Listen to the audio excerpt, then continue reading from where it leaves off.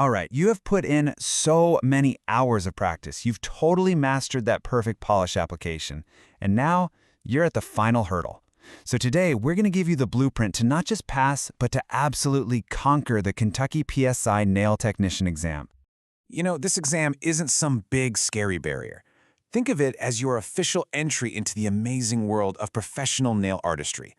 This is the moment you prove you're ready to turn that passion of yours into a licensed, respected career.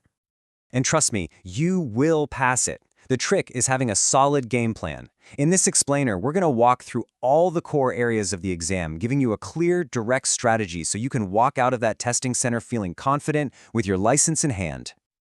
Okay, let's get into it and build your foundation for success. Your whole journey to becoming a licensed pro, it's all built on knowledge that protects both you and your clients. So let's start with what is, without a doubt, the single most important topic on the entire exam. That's right, safety and sanitation.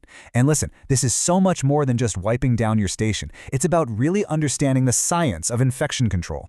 The PSI exam focuses heavily on this because, let's be real, a true professional's #1 priority is always client safety. Now, what's really important to notice here is the order. You can't just jump to disinfecting. You have to start with step 1, cleaning. That means physically removing all the visible dirt and debris with soap and water. It's only after a surface is clean that you can even think about moving to step 2, disinfecting, where you use an EPA-registered solution to kill most of those pesky microorganisms. And then, for the highest level of safety, you've got step 3, sterilizing. And this slide, it just perfectly lays out the two ends of the spectrum. Sanitation, or cleaning, it just reduces the number of germs. But sterilization, that's the big one. It's the complete, total elimination of all microbial life. And that includes those super tough bacterial spores. You know, think of an autoclave using high-pressure steam on metal tools. That's sterilization. And it is the absolute gold standard for safety. Okay, this is a mindset you just have to adopt, period. Universal precautions, it's a mandate from OSHA, and it basically means you don't guess. You just assume any and all bodily fluid is potentially infectious. This isn't about being paranoid, not at all. It's about being a professional who is prepared for anything, and you can bet the exam is going to test you on this. So now that we've covered how to protect your client, let's talk about actually understanding their nails. I mean, you can't properly care for something if you don't know how it works, right? This next part is all about the science of the canvas you get to work on every single day. The exam is definitely going to expect you to know the lingo. Onyx, that's the fancy technical term for the nail. The nail plate, well, that's the part you get to polish. But here's a pro tip for you. Pay attention to the matrix. That's the control center. It's where new nail cells are made. If you damage the matrix, you could permanently mess up how the nail grows. So knowing where that matrix is located, super important for the exam. Okay, picture this. A client sits down, you look at their nails, and something just looks off. The judgment call you make right here, it's one of the most important ones you'll ever make. And this question isn't just for the exam. This is for every single day of your career.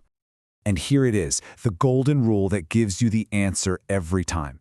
If what you're seeing is a disorder, something like onycholysis, where the nail is separating from the nail bed, you can often work on it. You just have to be really careful. But, and this is a big but, if it's a disease like onychomycosis, which is a fungal infection, then the answer is absolutely no. You have to refuse service and refer them to a doctor. Knowing when to say no isn't just a sign of a true professional, it's your legal and ethical duty. Okay, so we've covered the science of safety and nail health. Now let's talk about the fun stuff, the artistry and the skills. The exam needs to know that you can not only perform these services correctly, but that you actually understand the products you're using. Now, these might seem super basic, but trust me, they are total deal breakers on the exam, because every single one is rooted in nail health. You always sanitize first, right, to prevent cross-contamination. You file from the outside edge to the center to keep the nail's layers from shredding.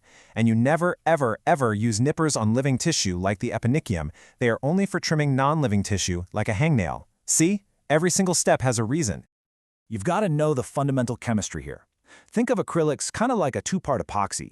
You mix a liquid, the monomer, with a powder, the polymer, and this chemical reaction called polymerization makes them harden all by themselves.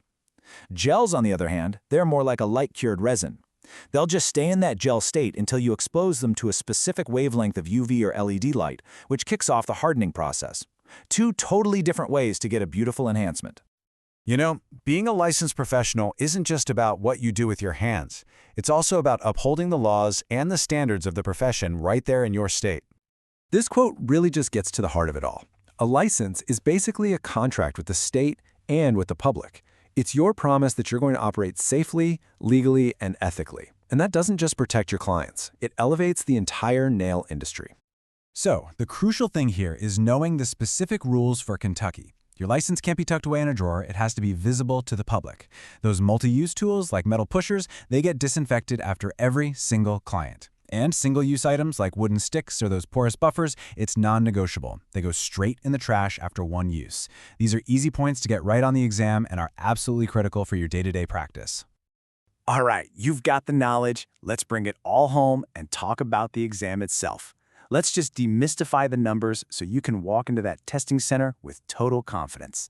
First, I want you to remember this number, 450. That is the minimum number of training hours you've already completed. You are so prepared. You have put in the hard work to get right here, to this moment. Next up, 100. That's it. That's the number of multiple choice questions standing between you and your license. It's a finite, totally manageable challenge. You can do this. And this might be the most important number of all, 70%. That is a passing score. See, you don't need to be perfect, you just need to be proficient. This is such an achievable goal, and I know you are more than capable of reaching it. So, after all the anatomy and the chemistry and the state laws, what does it all really boil down to? What's the one core skill that this entire process is designed to verify? It's this.